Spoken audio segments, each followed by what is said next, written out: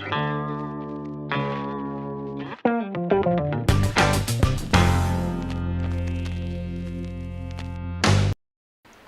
kita udah kembali ke minggu ketiga. Minggu ini tetap di tema bulan ini Inner Circle. Inner Circle ya. Ya, kita akan bahas lebih jauh lagi tentang Inner Circle. Bagaimana kelompok kecil bisa saling menguatkan dan bisa kasih kekuatan. Justru semua orang yang jadi besar pasti pernah kecil. Betul ya? Nggak gini dong, waktu gue lahir tiba-tiba segede ini kan, nggak gitu ya. Dari zigot, kalau ada yang tahu zigot kan, zigot dari kecil gitu membelah jadi banyak gitu. Nah, hari ini gue kasih judul khotbah gue adalah metanoia. Metanoia, dari kata metanoia muncul satu kata yang kalian semua pasti pernah dengar, metamorfosis. Perubahan bentuk fisik dari satu hal berubah menjadi yang berbeda sama sekali. Contohnya kupu-kupu, ya kan? Dari telur terus jadi ulet, ulet ke kepompong, nggak nyambung gitu kan, kayak terus dari kepompong, oke lah kepompong ini ulet, pas keluar lah kupu-kupu ada sayapnya, cacing kan gitu, beda, sama sekali berbeda. Nah itu metanoia. Kata metanoia juga dipakai dalam Roma pasal 12 ayat pertama, janganlah kamu menjadi serupa dengan dunia ini, tapi berubahlah oleh pembaharuan budi. Anyway, kenapa gue sebutin? Karena kita akan baca bareng-bareng firman Tuhan ini di Roma pasal 12 ayat 2. Ayat 2. Kesannya kayak nambah ya. Gitu. Roma pasal 12 ayat 2. Janganlah kamu menjadi serupa dengan dunia ini, tetapi berubahlah oleh pembaharuan budi. Budi itu maksudnya ini. Ya, pikiran. Sehingga kamu dapat membedakan manakah kehendak Allah, apa yang baik, yang berkenan kepada Allah, dan yang sempurna. Jadi kata pembaharuan di situ menggunakan kata metanoia. Kenapa sih harus pakai metanoia? Karena gini, kita kalau ikut Tuhan dari yang awalnya kita belum kenal Tuhan nih, katakanlah kita nggak tahu apa-apa tentang Tuhan gitu ya. Kita katakanlah masih menyembah berhala lah, apa istilahnya, yang bukan Tuhan lah pokoknya ya. Terus kita memilih untuk ikut Tuhan, tapi kita membawa cara kita beribadah yang dulu kepada Tuhan. Berarti itu nggak metanoia. Padahal Tuhan nggak suka disembah dengan cara yang lain di luar dari yang Dia mau. Nah itu maka berarti belum metanoia. Tapi metanoia adalah benar-benar berubah sama sekali. Perasaan dulu kalau ibadah lu salto lu gitu. Sekarang ya nyanyi angkat tangan doang kayak gitu kan. Jadi kan berubah sama sekali gitu kan. Yang dulunya penipu, waduh sekarang berubah sama sekali. Jadi perampok, ya nggak, lebih parah. Nggak. Dari yang jahat benar-benar jadi yang baik, yang berbeda sama sekali. Jomplang gitu loh. Yang negatif jadi yang positif. Nah itu namanya metanoia, perubahan yang benar-benar berubah sama sekali. Kalau ada yang kenal gua sekitar 15 tahun nih sampai 20 tahun yang lalu, kalian mungkin ada yang baru lahir tapi masih di kain gitu ya. Gua dulu bercanda tuh agak nggak ngotak gitu, masih nggak pakai otak. Kalau bercanda minimal gua nabok ini orang. Oh gila lu, pak gitu. Buat gua lucu. Buat gua lucu ya. Terus kadang-kadang kalau lagi gemes banget, kepala orang gua keplak. Ah lu pak gitu.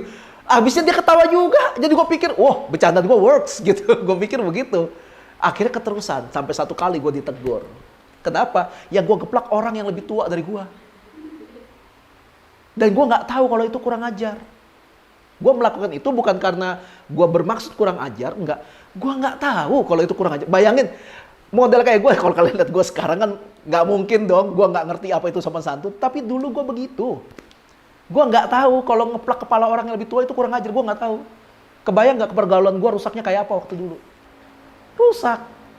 Sampai satu kali ditegornya ya untunglah nggak sampai yang parah banget, tapi yang ya Fir, lu tuh gitu. Dikasih tahu semua. Akhirnya dari situ, oh itu salah. Kebayang gak sih gue kayak gitu nanti sampai mikir, oh itu salah. Sampai segitunya, sampai hari ini, gue terus merubah karakter gue. Gue waktu kenal Livi, gue udah gak gitu bercandanya. Tapi gue masih punya sifat jelek yang dia gak suka. Dan gue akui sifat itu emang gak benar. Maksudnya, buat apa gue pertahanin sifat yang gak benar? Ya kan dalam doa gue selalu bilang, gue pengen jadi serupa dengan Tuhan. Lah kalau lu nggak mau merubah kebiasaan kecil lu yang lu biasain ini, yang nggak bagus ini, gimana lu mau serupa dengan Kristus? Nggak bisa.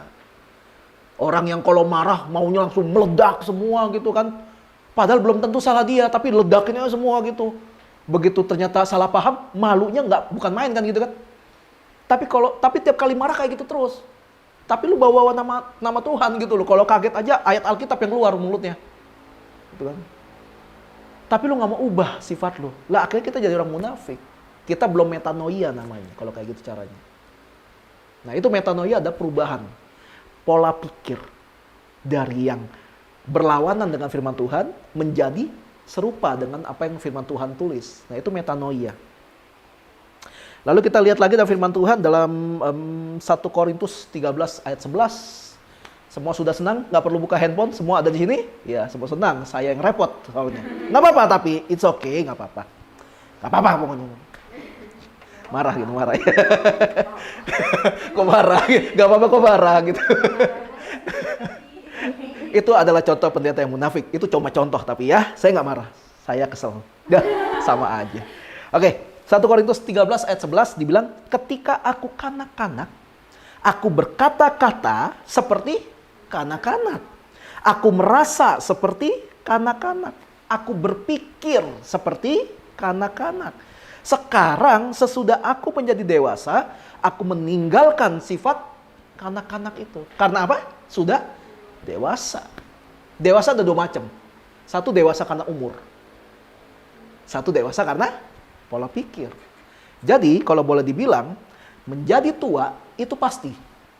Tapi menjadi dewasa itu pilihan. Iya. Menjadi tua itu pasti. Pasti. Tapi menjadi dewasa pilihan. Ini harus diingat.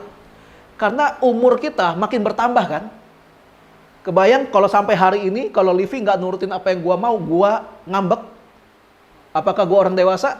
Enggak. Gua orang dewasa, kelakuannya kayak anak-anak. Kayak anak-anak minta permen nggak dikasih, ngambek, guling-gulingan, gedar-gedar pintu, telanjang bulat keliling lapangan, ya kayak gitu kan. Biar dapat perhatian dari orang. Kebayang nggak? Itu bayangin itu kalau anak-anak. Tapi kalau orang gede ngelakuin hal yang sama, itu orang gila kan? Orang pada bilang gitu kan. Kenapa? Nggak meninggalkan sifat kekanak-kanakannya.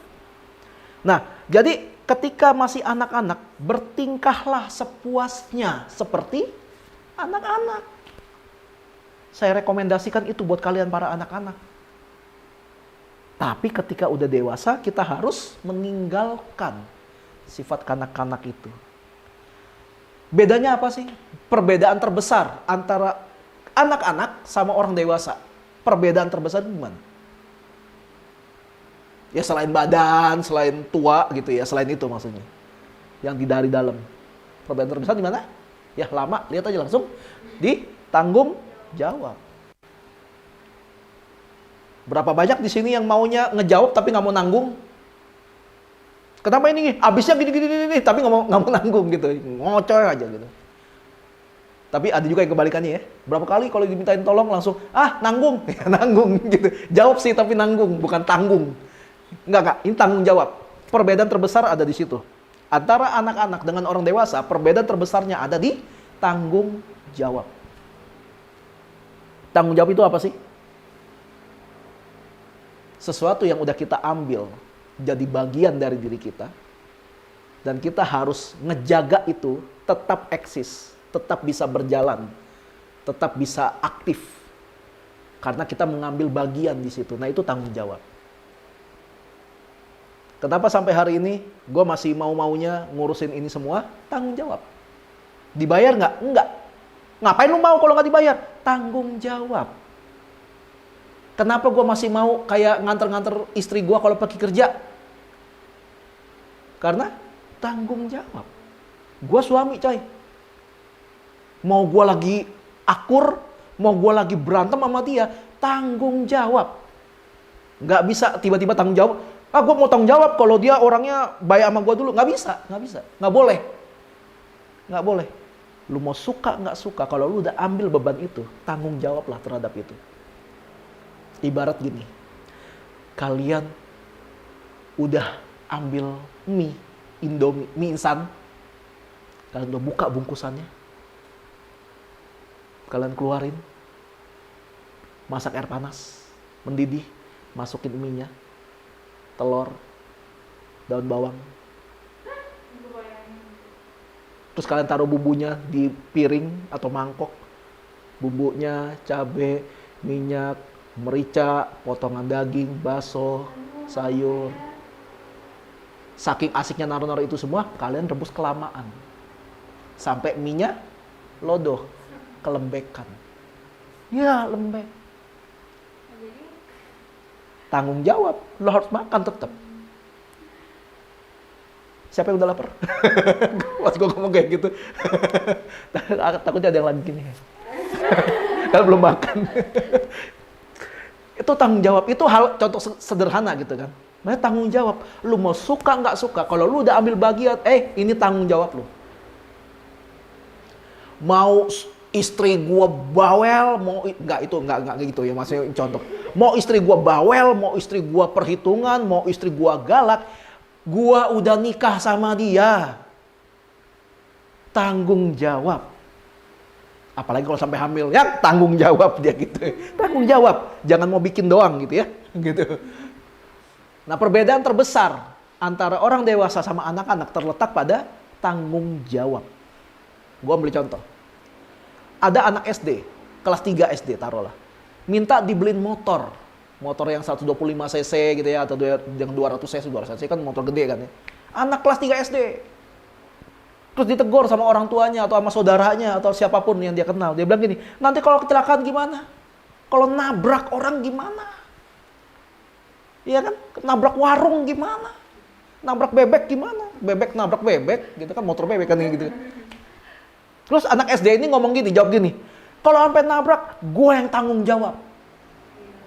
Anak SD kelas 3 ngomong kayak gitu. Gentle? Kagak. Itu bodoh. Karena anak SD nggak bisa tanggung jawab sekalipun dia mau. Ngerti nggak? Sekalipun dia mau, dia nggak bisa tanggung jawab. SIM nggak punya, ya kan? Nggak pernah belajar tentang rambu-rambu lalu lintas. Merah artinya apa? Berhenti. Hijau artinya apa? Jalan. Kalau kuning apa? Jangan berhenti, jalan. Gitu. Rese. Ya kan? Karena nggak pernah belajar. Terus kalau sampai kejadian, kecelakaan segala macam, dia mau tanggung jawab nih. Nggak bakal bisa. Yang bakal disuruh tanggung jawab siapa? Orang tuanya. Gara-gara siapa? Gara-gara bocah. Jadi orang yang masih anak-anak nggak bisa dikasih tanggung jawab. Bukan karena nggak bisanya. Emang nggak bakal bisa bertanggung jawab dia. Karena masih anak-anak. Sampai sini paham? Soal tanggung jawab? Nah, kebalikannya. Kalau ada orang dewasa yang udah bekerja, lalu terlibat kecelakaan, nabrak orang, taruhlah gitu ya. Sekalipun dia nggak mau tanggung jawab nih, dia kabur, dia bakal dimintain pertanggungjawaban sama polisi lah, ya kan? Sekalipun lu nggak mau bertanggung jawab, nggak bisa dong, saya kan masih anak-anak, tapi badan segede gua, ya mana mau, lu udah melakukan ini bertanggung jawab. Atau pihak korban minta, ya kan, cara keluargaan gitu kan, segala macam kan. Tapi intinya bertanggung jawab. Nah, itu perbedaan terbesar antara anak-anak sama orang dewasa. Jadi, tanggung jawab bukan mengenai saya bisa atau saya mau. Tanggung jawab itu mengenai waktu. Ada masanya kita tidak akan pernah diminta tanggung jawab, tapi ada masanya lu nggak suka pun lu bakal diminta bertanggung jawab. Betul ya? Kalau kalian mau ke mall, udah coba baju gitu ya, udah coba baju. Udah sampai ketawa ya. Udah pakai baju nih, coba kayak pakai, wih bagus bajunya gitu. Bukan nggak jadi. Bajunya bagus, Pak. Makasih ya, pergi. Nggak bisa. Lo dibilang maling. Karena lu udah gede. Lain cerita kalau anak-anak kan pakai baju, iya lucu. Dia pergi keluar, maksud tadi mau kasih tahu mamanya. Orang juga nggak bakal teriakin anak ini maling. Orang bakal, dek, gitu. Nggak bakal marah. Kenapa? Itulah bedanya anak-anak sama orang gede. Makanya agak susah ketemu orang gede tapi kelakuannya kayak anak-anak. Susah kayak gitu. Nah, anak-anak belum waktunya dikasih tanggung jawab. Jadi jangan pernah kasih tanggung jawab ke anak-anak.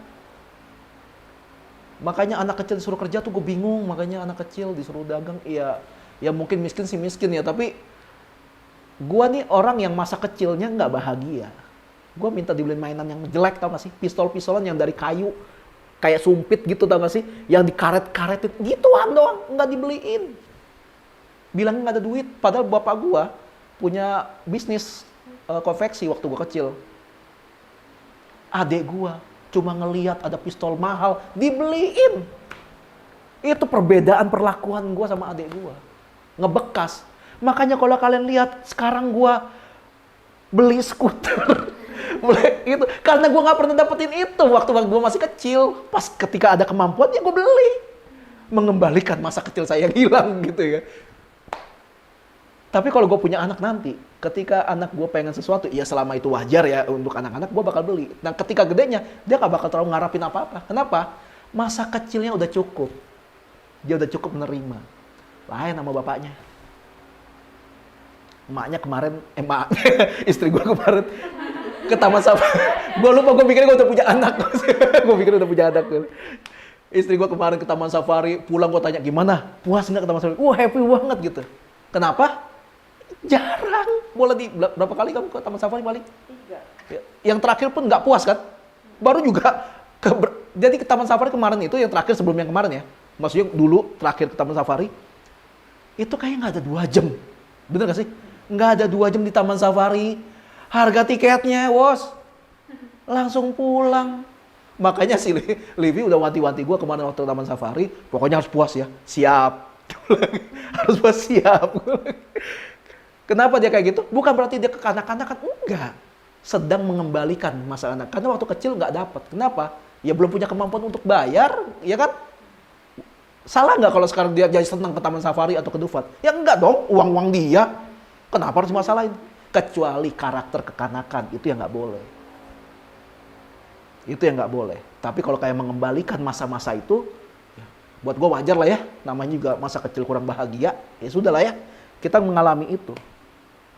Jadi anak-anak itu belum waktunya dikasih tanggung jawab. Tapi orang dewasa harus belajar bertanggung jawab. Karena bertanggung jawab itu belajar. Gitu. Kita akan lihat lagi firman Tuhan dalam Kejadian pasal 3 ayat 12. Manusia itu, Adam maksudnya, menjawab, perempuan yang kau tempatkan di sisiku, dialah yang memberi dari pohon itu kepadaku, maka ku makan. Semua pasti tahu cerita ini dong. Waktu makan buah yang dilarang Tuhan. Waktu Hawa makan, wah enak. Wah keren. Lalu dikasih ke Adam. Adam makan nih Adam. Gitu. Pas Adam makan, baru 1 gigit Tuhan datang. Adam keselak dia. Jadi jakun. Makanya bahasa Inggrisnya jakun apa? Adam's apple. Kok kayak gitu ya? Gampang amat ngasih nama. Nah, tapi Adam, ini kan yang gue kasih lihat ayatnya cuma si Adam, ya kan? Nanti Hawa kan ditanya juga, kenapa lu kasih Adam makan? Kan Adam tanya nih, Adam, kenapa lu makan buah yang dilarang? Ini nih. Istri yang lu taruh sebelah gua, dia nyalahin Tuhan. Tuhan, nih, istri yang lu taruh nih buat gua, dia yang maksa gua makan. Lempar tanggung jawab. Padahal Adam kepala keluar. Terus pas ditanya Livi, kenapa kamu kasih Adam makan? Nih, ulet nih Tuhan nih. Oh, pernah lagi tanggung jawab. Nah, Adam dan Hawa ini adalah contoh dari orang dewasa yang kekanakan. Mau gua nih disodorin dia kek? Mau gua disodorin sama monyet kek? Ini buah yang dilarang. Tuhan udah jelas kasih perintah, nggak boleh. Mau siapa yang ngasih kek, nggak boleh. Susah amat dibilangin. Ketika ditanya kenapa lu makan, nyalahin orang. Itu kekanakan kayak gitu. Gue berapa kali ada kejadian dalam pelayanan pernah, dalam pekerjaan pernah. Ada kesalahan dalam pekerjaan. Bukan gue yang bikin. Bukan gue yang bikin salah. Tapi orang yang di bawah gue, di bawah tanggung jawab gue bikin salah. Salah dia sebenarnya. Tapi ketika orang ini klien gue, tapi di gereja juga pernah ada ngalamin ya, maksudnya gembala juga ada pernah nanya, ada kejadian yang sama lah maksudnya. Nah ini kenapa bisa gini? Gue yang maju, bukan salah gue. Tapi yang ngelakuin ini adalah orang yang di bawah bimbingan gue. Mau nggak mau gue harus maju, gue yang minta maaf. Itu namanya tanggung jawab. Kalau gue nggak bertanggung jawab, gue bilang, oke, bentar Pak, ini nih masalah dia nih Pak. Lo dia siapa? Si ini. Dia divisinya apa? Divisi ini. Siapa bosnya? Saya. Lalu lo dong yang tanggung jawab. Lebih malu kalau kayak gitu kan. Tapi kalau dari awal, lo, emang kamu yang buat? Enggak. Terus siapa? Dia Pak. Terus kenapa kamu yang maju? Karena dia di bawah saya. Kalau dia bikin salah, berarti salah saya. Minta maaf kok. Harga diri hilang. Gitu. Bukan salah gue, kenapa gue yang minta maaf? Makanya Yesus ngajarin doa Bapa kami. Ampunilah kesalahan kami seperti kami juga mengampuni orang yang bersalah. Mungkin lu nggak salah, mungkin.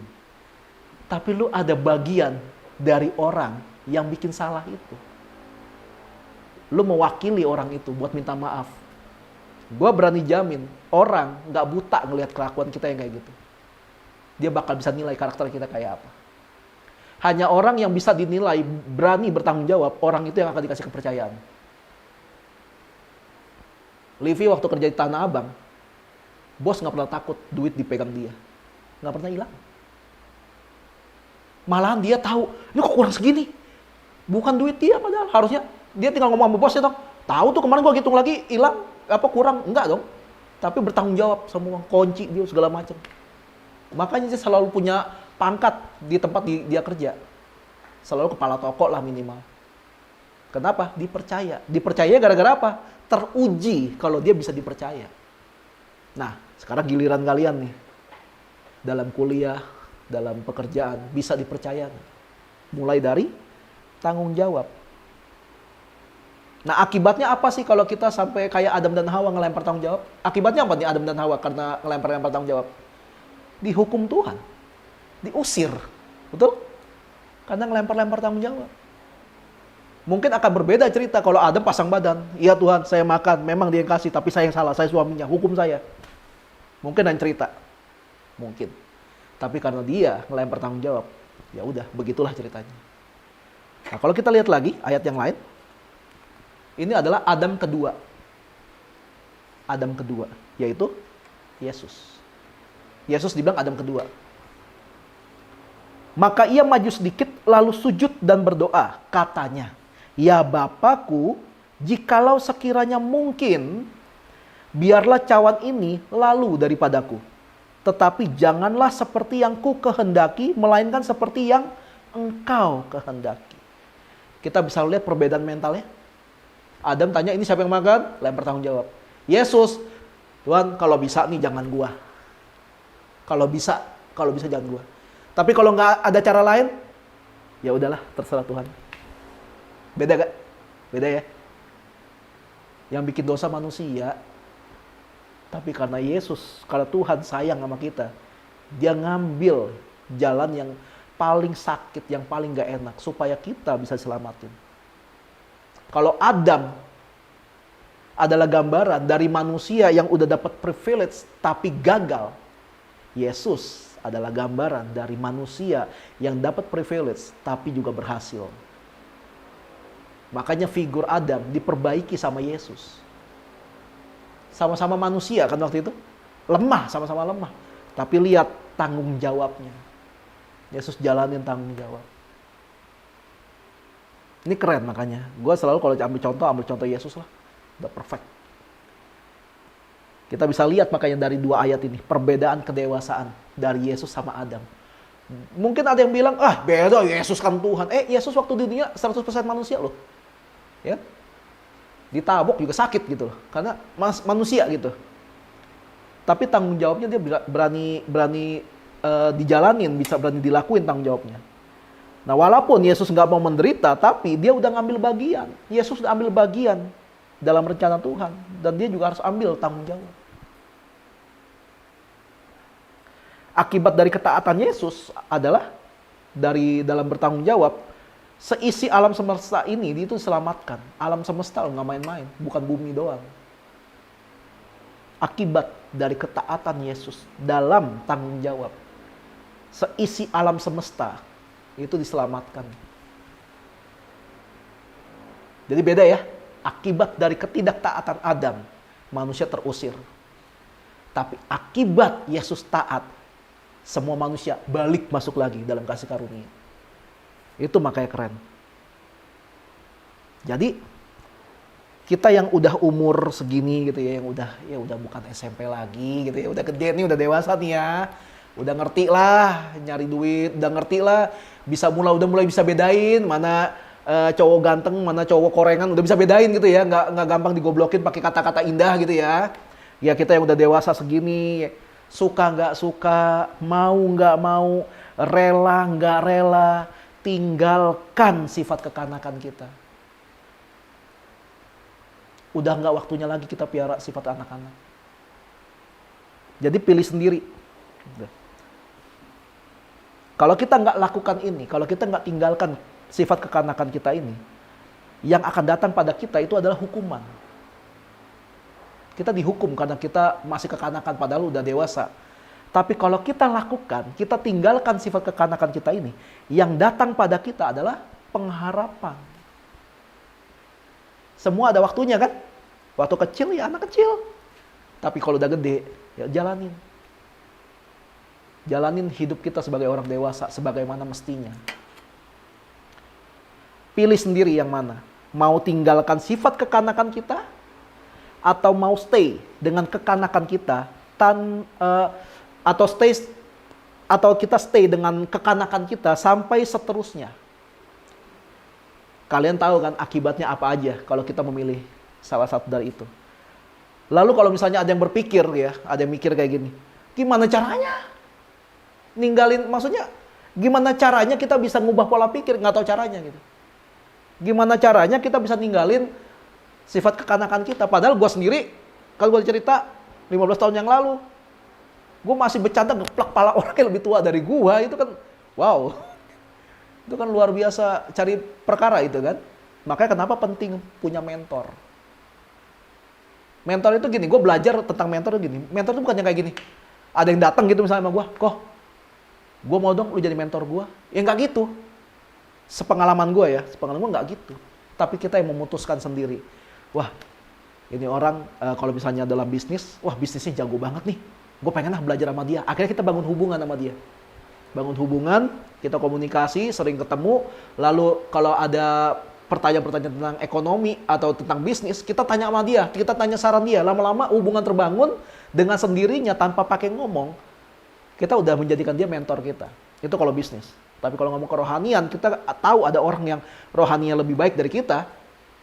Kita ngomong sama dia, kita tukar pikiran sama dia, sampai hubungan terjalin, lama-lama tahu. Tapi kitanya jangan pasif, jangan yang kayak tunggu ditanya, males nanya, ya nggak bakal, ya mana ada yang tahu juga gitu loh. Kalau ternyata rohani kita nggak sebaik itu, karena kita nggak mau maju dulu. Padahal firman Tuhan bilang kita adalah kepala dan bukan ekor. Ini bukan ngomongin tentang status ya, kita bakal jadi bos, bukan karyawan, bukan. Kepala itu menguasai tubuh kita. Kita tahu apa yang harus kita lakukan. Kalau udah tahu apa yang harus kita lakukan, ya jangan diem. Kalau kita udah tahu tapi kita nggak lakukan, nggak bakal jadi apa-apa juga. Lu mau masak, semua bahan-bahan udah siap, oke. Tapi lu nggak ngelakuin apa-apa, ya nggak bakal jadi masakan. Kayak gitu. Kalau kita nggak mau lakukan. Jadi kalau ada yang nanya, ada yang berpikir, gimana caranya? Sampai hari ini kita belum pernah bertanggung jawab. Belum pernah dikasih misalnya kayak gitu. Tiba-tiba disuruh harus bertanggung jawab. Ya caranya cuma ada satu. Ubah cara kita berpikir. Metanoia. Itu caranya. Tuhan memberkatimu. Tuhan melindungimu. Dia menyinarimu dengan wajahnya dan memberikan kasih karunia. Tuhan menghadapkan wajahnya dan memberi damai sejahtera.